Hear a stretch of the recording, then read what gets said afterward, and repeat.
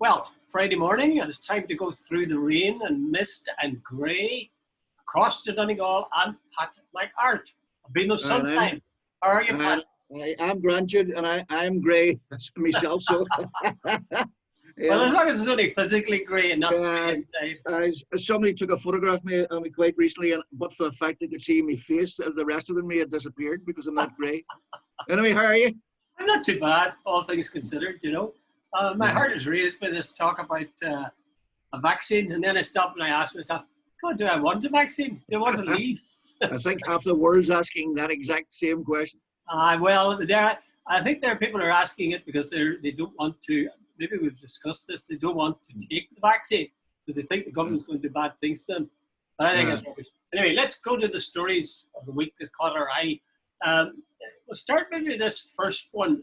It's in the Irish Times, and it's an article by Dermot Ferreter, Professor Dermot Yeah. Ferreter, the historian, and it's headed "Farcical COVID Strategy Does Not Bode Well for a," in quotation marks, "shared island." And in the course of it, he says some things that I drew me sort of to a halt. He says, Naomi Long he describes as being one of the most impressive politicians in Ireland. Mm. Do you agree with that? To a certain extent, not totally, no, but I do agree. She's done a great job, Jude, in taking the Alliance Party. She's taken on East Belfast and done very, very well. She got herself elected to Europe, and she has sort of taken the Alliance Party down a sort of a route that it appeals to a lot of people as sort of middle of the road, sensible, neither to the right nor to the left. Now, a lot of people saying you're going to get a lot of splinters in your backside when you do that in Northern Ireland, but having said that, no, I don't disagree with it. Right, what's your opinion, Dr. Collins, in that case? My opinion is that he's right in that she's one of the most impressive communicators, politician as communicators in Ireland. She really has got a verbal flow that's very easy, and she's very fluent and coherent in what she says. Where I would not agree with him would be that if you ask me, well, you've just put your finger on it. What are the policies of the Alliance Party? You know, apart from being nice to each other, what's their policies? We know that the DUP stands, their essential, their bedrock thing is they want to stay in the union. And Sinn Féin, Sinn Féin anyway, their bedrock thing is they want out of the union and they want to have United Ireland. The Alliance Party, it's very hard to get an answer from them, you know? Yeah. By the way, I didn't actually see that article from Dermot Ferreter, but I take it it's reference to last week. The DUP used the COVID or used the cross-community veto to get their own way. And Naomi Long said she is totally, I presume this is what she's saying, or sorry, not presume. She said she was totally disappointed in it, and that she's even nearly looking at her position because the two extremes are just getting whatever way they want. Actually, he touches on that, but I think the main thrust of his piece is that he refers back to John Hume's famous thing about that we're divided by people, not by territory. Yeah. He says, well, actually, in this case, we are divided. This is the point he's making, central point of his article. We are divided by territory. That is to say, we are having two separate health systems on either side of the border. And that's creating, we'll never, he says, get a grip on COVID if we don't get this solved. Yeah. We definitely need a share. I couldn't agree more with him on that. He does tend to say, you know, that things are not going very well in the north in terms of functioning, but that's nothing new there. But I think his point about COVID, we've mentioned this before, COVID must be absolutely, the policy for it, the health policy, must be totally integrated. It's just crazy. I mean, you know that in Donegal. Yeah, well, Jude, I think the bigger issue, and I know, and I know it's not the road you want to go down, but I think the bigger issue was the DUP's use of that cross-community veto. It's supposed to be there to protect minority rights. To use that, there's no such thing as minority rights when it comes to COVID, and to use a sort of mechanism to get your own way, that tells me that the lifespan of the Northern Ireland Executive isn't going to be that long, because if the next occasion Sinn Féin say to hell with it, we're going to use the cross-community veto, where do we go from here? But as you said, we've been, sorry, just to finish this point, we have been doing this road before. There's two sets of guidelines on one small island, and it's creating havoc Yeah, people are dying because of it. Yeah. I totally agree with you on that. I don't know about the thing where, I mean, I don't want the DUP to use this, a petition of concern, where they can block the closing of, shops or whatever for a Yeah. period of time, especially since people's lives are at risk. But I would say if this is part of the deal, if they can do that legally, then I would tend to say, yeah, they should be allowed to do it. Hold on. There's no point in There's, saying it's not in the spirit. You want the law of the thing. Right? Jude, that's exactly it. But there's a point in saying it. You can't. Okay, you can apply the letter of the law, and all that. But it was never meant to be used for that. Yeah, No, yeah, it's there. It's like what Trump's at in certain places. It's there were supposed to be certain norms, certain agreements. But see, when you bend the rules, they stay bent. No, I don't think. You see, I don't think the DUP are bending the rules. What they're doing is they're using something that wasn't intended to be used for this, and they're using it for another purpose, right? Yeah. But they're still not breaking the law. They can do it. And to be honest, if you're in politics, you have to take every stick you can lay your hands on, and use it to your party's advantage. Now, I think it's bad news that they're doing it, but if you were in their shoes, you could see how much sense it would make.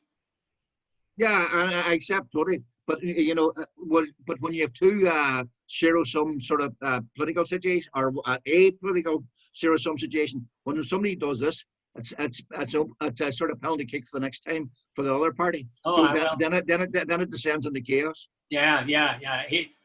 I suppose the question with Dermot Ferriter's piece is he says no matter what levels of restrictions or routes to easing them are formulated, they are worth very little if North and South continue on divergent paths. Yeah, Wouldn't absolutely. that be true? I mean, Donegal would not have a problem with COVID, as much of a problem with COVID, if it wasn't for Derry. Isn't that correct? But both ways. And while the Republic of Ireland, we've been doing this rule before, way back in about February, March, the South had a lockdown and all the rest, and if everybody followed the rules. Yeah. But there were people coming in from the north where it was a free-for-all. There was no rules and whatever. And there was, in fact, there was quite a lot of friction and some holiday hotspots around Donegal about people coming in from the north and having parties and all the rest, while everybody in Donegal was self-isolating. And it did actually create quite a lot of friction. And if people were thought everyone's having a go with the Northerners, was far from the truth. The Northerners are more than welcome if they had to come down and obey the rules. Yeah. Well, that's it. I can see how infuriating that would be. I suppose the question again that could be asked with regard to Dermot Ferriter's article is, why didn't NEFIT speak out on the subject of the border? Why didn't NEFIT say, look, this is a problem we have. We can't control the spread of this virus if we're not having total harmony between ourselves and Jude, the obvious answer could be that the Irish government put police and army on the border and stop people coming across. But politically, that is not doable. The political price of that, the symbolism of that, the imagery of that, and the political sort of outworking of that would be so horrendous. So that it's a major flaw. And I'm sure in Dublin they would love to do that, sort of say, look, wait a minute, what's happening in the north is causing us major problems. But you see, Ferriter's point is, why don't NEFIT, this health body, speak out about the border and the need for cohesion between both sides of the border? Not that there should be police and so on, but the very opposite, actually, that they should have as close as possible to one policy. Yeah. See, NEFIT, as far as I know, they have never really spoken out about the implications of the border and what's happening in the north for them in the south. I think I remember Tony Cullen saying that he had been in touch with Dr. McBride in the north, but I presume the usual one here coming to play, Jude, they'll say that's a political issue, not for us. I know it's not, but that's but I presume that's that we're medical professionals. We're not here to give political opinions. But you're a medical professional if you're saying, look, because this is happening in Donegal, because this is happening in Derry, we have a problem here. We know that that's another jurisdiction, but we have a health problem. How can we solve this health problem? It's manifestly so that we have a problem because of the two guidelines on.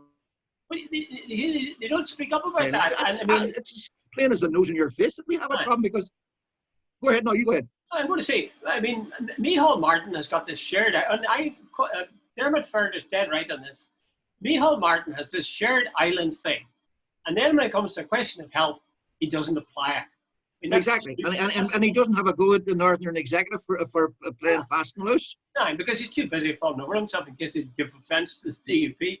Okay, yeah. I think we bashed me. Yeah, we've got it that one right. Go. Okay. The second one I saw was it's from the RTE website. It's great. I think it's fantastic. The stuff you can pick up the news on websites related to other things like radio stations or TV. Yeah. Anyway, RTE website has a headline of an article: Turkey farmers facing complaints that birds are too big. Which seems a strange thing to be lamenting, but it makes perfect sense actually. They're saying the article goes on to say that because of COVID, there'd be less big gatherings around the Christmas table. You know, there's so many. You think back to other times, you might have 12 people around the table, 15. You know, God knows how many. But that this year have been fewer, and therefore they need less full turkey. Less people are buying full turkeys. So if you're going to buy a full turkey, it needs to be a small one. And the fact of the matter is that there's a lot of relatively empty nests, like ourselves. You with me and my wife. Would be an empty nest this Christmas. And actually, we've been for some time now, for some years, we've always had turkey slices rather than a full turkey. I can't remember the last time. Must be about 5-10 years ago since I had people here made a full turkey. Yeah. Well, this year, I'm absolutely. This year, I think there's going to just be the three of us. Whereas before there could have been 7 or 8, maybe even 9 or 10. So, I don't know, Jude, a big turkey for 3 people. I don't think so. And then, if you know the old one in Ireland, it was turkey and ham. So I don't know what we're going to do. But I was reading about that. The guy, I think there was a guy interviewed somewhere down about meat, I think, and he said people seem to be. By the way, if you cull them, if you cull them too early, they're not fresh. That's right. And if you let them go until sort of the Christmas time, they're too big. Yeah. So he says, and he says the genetics are involved here. He says I can't make a bird smaller. So there's going to be a big issue about all that. But you're dead right. I'd say a lot of places this Christmas are going to be very small gatherings. No, Jude, I remember the old one. The old joke was on. I think it was a Stanley Baxter show one year. This guy coming out of an off license with a crate of beer, 3 or 4 bottles of whiskey, 3 or 4 bottles of gin, a couple of bottles of vodka, and a couple of bottles of brandy. And he turns around, if it wasn't for the kids, would you bother? You know, I like it. I like it. Well, it's a same. This time it's going to be very, very quiet. Aye, but I mean that's okay. Like I don't. Well, ideally I'd like a biggish crowd, but it doesn't bother me too much. Actually, one of the suggestions this article makes is actually they say it will happen that you'll have some families, extended families maybe even, you know, or certainly the full family, but in different locations, but eating the same bird. Yeah. You know, so they'll carve it up early on. Send it up. I thought your suggestion there was a virtual bird. Well, it's not a virtual bird. Somebody cut the like, that'd be kind of nice, you know. I think sometimes when you say, all right, we're going to, so-and-so's going to be on FaceTime now or going to be on Zoom, you know, you have to drop everything and sort of concentrate, and it can be a bit stilted at first. Whereas if you were sitting eating your dinner and looking up and, you know, seeing the mic, that'd be kind of more natural, really. I suppose I never even thought of that. That would be actually what would you say, an inventive or original idea? Well, I only charge 10% for it. Anybody? That sounds pretty good. So, can I tell you what is a weird thing, though, Pat? It's so many weird things we have with regard to food. Why is it, for example, that we have turkey virtually only at Christmas? Why is that? I'm all in favour of that because I don't like turkey. But there's did you know there's something when you know that old sort of one about everybody falling asleep after eating their Christmas dinner? Apparently there's something in turkey that actually brings you on sleep. That's factually correct. This is a turkey. The turkey has hypnotist.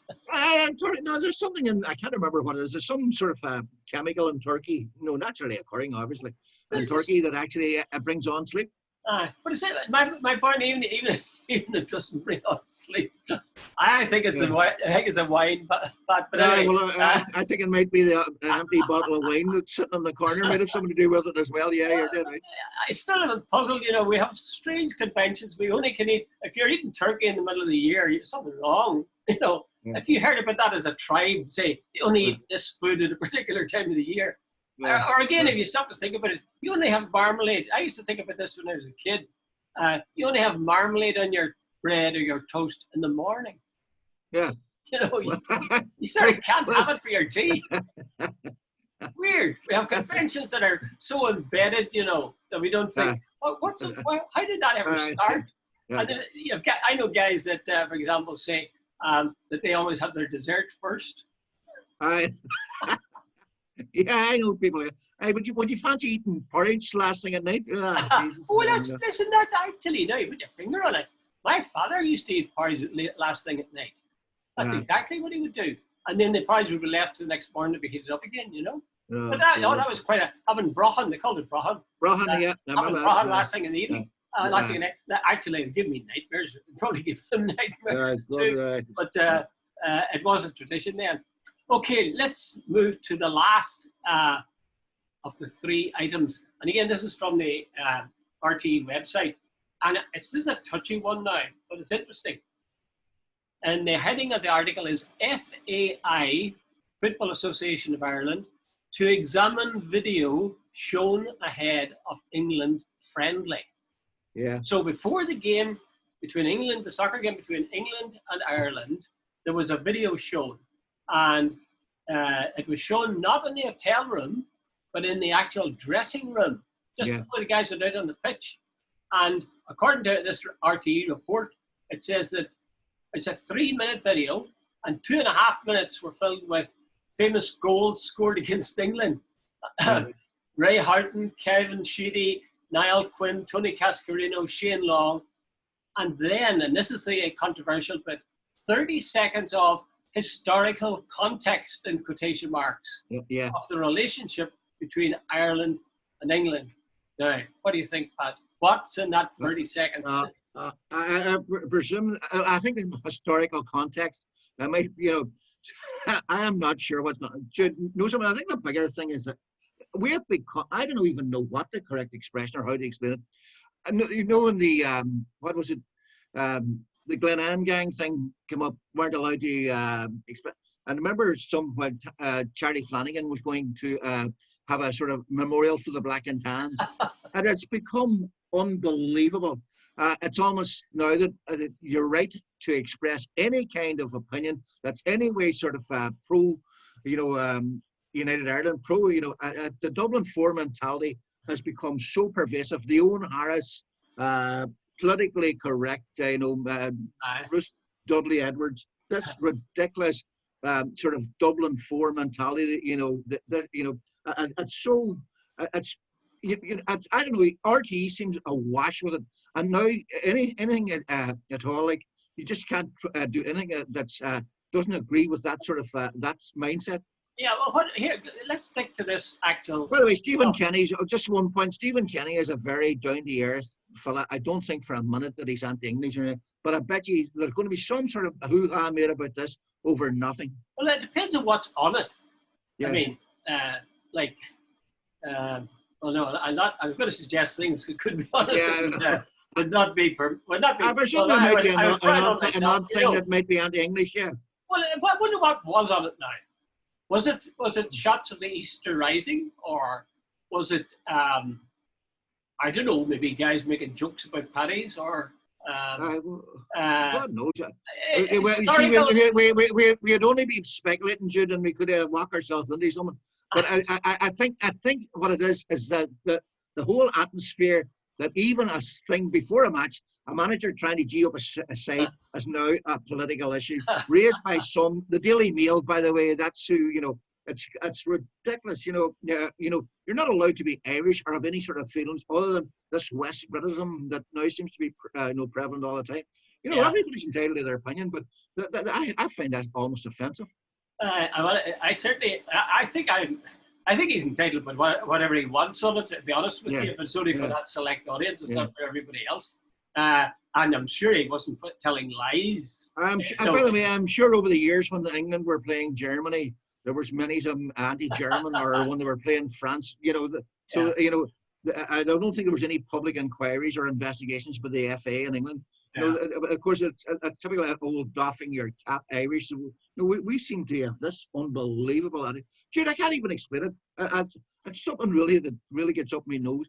This sort of attitude that we have, that we, even our football manager now is under investigation for, trying to G up his players because it could be perceived, in a certain way. Aye, well, that's true. They're hyper, sort of the thought police are at work. The video police. But again, if you think about it, like if he's trying to G them up with stuff from history about the relationships between Ireland and England, if you sort of think about it, every team, and certainly the Irish team and the English team, they play the national anthem. Well, what's that about? That's about our country is really terrific. And if you examine the words, you'll see that in a lot of the national anthems, there's stuff about putting the boot into the other lot, Absolutely. So there's nothing new under the sun. Well, you see, we don't have wars anymore, so sort of sport has become sort of the modern day representation of our pride as a nation. In that case, we're done. Because exactly. we haven't won a bloody game. No, yet. about 7 games, I think. Through 8 is 8. Eight now, have we scored? Well, you see, in the old days with Jack Charlton, when we got a draw, but it was a glorious, triumphant draw. Those days are gone. Hold on, hold on. With Jack, we used to beat England, and we used to beat Germany, and we even beat Italy, and we can't even beat Slovenia now. But you see, that's because he was an Englishman. He was able to tell us what to do.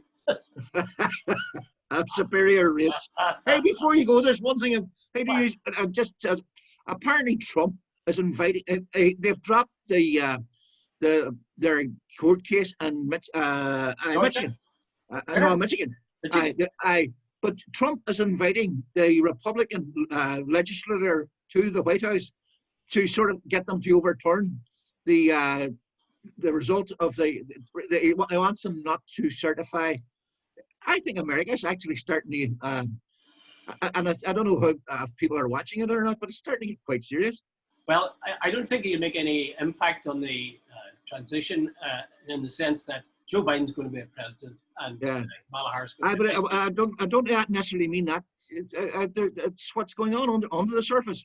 This is dividing. It's getting seriously divided. Violence could be not that far from the surface now. Oh yeah, I think you see Trump's thing is to make sure that this movement, which was supported by 70 whatever million people, keep it alive over the next 4 years at least, and see how they do. But see, people talk about if he keeps that alive for the next 4 years, and they'll really come back with a vengeance. But I mean, the point is, what do you think the Democrats are going to be doing? I think when they've withdrawn the court case because Rudy Giuliani hadn't got a case, but they're now inviting the guys who will certify the election results to the White House. I think it's today, and so what's that about? So if they overturn the Michigan, Joe Biden won the state. So, but if they overturn that, what happens then? Can you imagine the absolute mayhem that will follow that? Yeah. Difficult. But I obviously it shows you, Trump will do anything but to admit defeat. I mean, it's a good thing to be a good competitor, but God Almighty, even a bad. There are limits. There are limits. We said, Pat, that we would give a recommendation for a book, and you've got a book that you say you're enjoying. Can you tell us what? I haven't heard of it before. Where the crawdads. Where the crawdads sing. It's actually it's a lovely book. Who's it by? It's by Delia Owens. It's a lovely story. It's a story about a dysfunctional family. He grows up in the swamplands of North Carolina. Now I'm halfway through it. It's a genuinely lovely book, but there's a murder in the middle of it as well. But this wee girl, her mother, obviously it's very, very dysfunctional, the family, and her mother leaves when she's very young, and the father's an alcoholic, and she's sort of basic. It's cheerful. I was going to say anything But for actually, a laugh. no, you know, someone that's part of it. But the wee girl herself's just beautiful. It's a great story, and she grows up almost sort of like a wild child. She doesn't go to school, but she knows all the animals, and she knows, and she basically hides out. And anyway, that's the story, and I think. I'm not going to ruin it for anybody, but you know, if you're looking for a good book this weekend, I would go with the Crawdads Sing. What was it again? Where the crawdads sing? Okay. Where the crawdads sing. It's actually it's one of it was a book, Jude. I think it started off as a slow burner, but it's by word of mouth, and it's now becoming sort of a bestseller. We have spread the gospel today, Pat. Yeah. The other thing was, you know, what should people watch this weekend? I'll tell you what my vote will be. If you're into TV series, watch, if you haven't watched it already, The Undoing. I'm watching it. Yeah. The Undoing is superb. And it stars Nicole Kidman and Hugh Grant. And I just think it is. I mean, they poured money into it. Very expensive looking piece of TV. 6 parts, and we're at part 4, I think now. Part 4. I think it's part 4. This part 4 is on Monday. What channel you get it on, Pat? Well, we get it in Sky Atlantic here, Jude. Aye, that's right. We get it too. Yeah. And if you haven't, I'm sure there's backup if you wanted to catch up. I'm sure there's so. But you go to watch it from the beginning. Sorry, say again. I say if people watch it, they really should go make sure they watch it from the beginning. Absolutely. It's a brilliant story. But Grant is actually coming onto his own as an older actor. God, he used to be a total lightweight, but another one where he played Jeremy Thorpe, he was absolutely brilliant in that. That was a good movie. And now he's, you know, so fair play to him. He's turned his life around. What about that other one? Just before we go, The Crown. People are watching that. Some people are watching that, and I'm watching it too, actually. But what would your verdict be in it? I'm 50-50 in that one, Jude. You know, I watched the first ever at my wife's insistence. I should add last Sunday night. Gunpoint. Well, I got at gunpoint almost, and it's actually very good. It was about Thatcher coming to stay with the Queen at Balmoral, and the sort of the tension between the two of them. It's quite obviously they had no time for each other. Yeah. And that was very good. I see. I'm sort of into the politics of it all. But then there was the one on about Diana and her bulimia. Like, I couldn't give a monkey's. You know, it was you know. So I'm sort of 50-50 now. There's one about Prince Charles. Like it's the one too. Jude was Mountbatten and all that sort of stuff. It was very very good. You know, no, like apparently it's almost sort of. Must see stuff for a lot of English people, and I can understand why. And apparently, I don't know whether that's true. It's only someone I came across. Apparently, Prince Charles made some behind-the-scenes effort to block the making of the program this time, but I don't know whether that's true or not. Well, it may or may not. I'd say, you know, if it's not true, they'll put it about anyway. They'll make a song or something like that. Add to the viewing figures. I'd be the same as yourself, Pat. I would have mixed feelings on it. I think some things in there are pretty interesting. I mean, this determined hunting and shooting, you know, and fishing, which seems to sustain the royal family. Yeah, well, I think, Jude, a very important point. I don't know if it's a very important point, but I think a big point's been made about that. No, the shooting of the deer. Oh, yeah. I think it was, Jesus, I can see why Charles would want to have that, you know, blocked if possible or modified, because that really did. Yeah, well, maybe it's like Seamus Heaney says, on well-bred farms, pests have to be kept down. In a sense, these guys are arguing, well, they have to be culled, so we're culling them this way. But the way it's done, you almost, oh God, you flinch, you know. It's brutal, But the royal family are clearly behind it. Mrs. Thatcher is listening for the weekend. She's not impressed, you know. But it's an interesting clash of cultures between the two, and you realise that Thatcher came from a very different tradition than does the royal family. I'll finish up on this point because I almost liked Thatcher by the end of the program, which for me is heresy. I think I'd have to go a couple more series before I like Thatcher. Okay, Pat. All the best, Jude. Where is that one on? Where? Oh, that's Netflix, isn't it? Jeepers, Jude, I'm not That's 100. I think it's that's Netflix, yeah. Netflix. Yeah. Okay, Pat. Good All to the best, meet. Jude. See you. See Look you. after yourself. Bye.